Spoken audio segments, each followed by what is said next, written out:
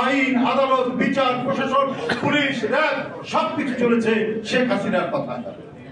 সমস্ত নিয়ন্ত্রণ ছিল শেখ হাসিনার।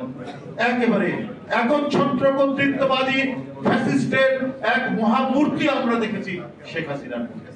কিন্তু যারা নিজের দেশে নিজের সন্তান হত্যা করে, যারা নিজের দেশে নিজের কিশোর হত্যা করে, কিশোরী হত্যা করে, নিজের দেশের শ্রমিক হত্যা করে, রিক্সাওয়ালা হত্যা করে, সবকিছু কি বিচারহীন ভাবে থাকবে?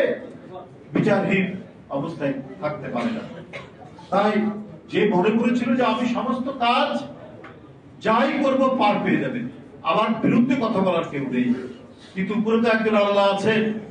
আপনি গোপনে সব পাপ করে যাবেন, একটার পর একটা অপকর্ম করে যাবেন, আর আপনার ভয়ে, আপনার প্রশাসনের ভয়ে, আপনার কান্ডার ভয়ে মানুষ দীর্ঘদিন নিশ্চুপ হয়ে থাকবে, সেটা তো মনে করার কোনো কারণ নেই।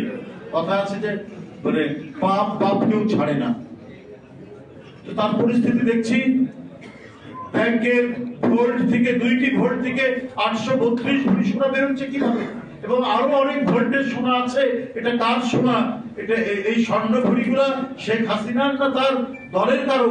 এইটা নিয়ে এখন এক ধরনের কথাবার্তা চলছে, হয়তো 2-1 দিনের মধ্যে সেটা প্রকাশ পাবে। আর প্লটের পর প্লট নতুন ঘটনা আমরা শুনতে পাচ্ছি, নতুন নতুন প্লট বের হচ্ছে। এটা হয় শেখ হাসিনার ঘনিষ্ঠজন বা অন্য কারো জন।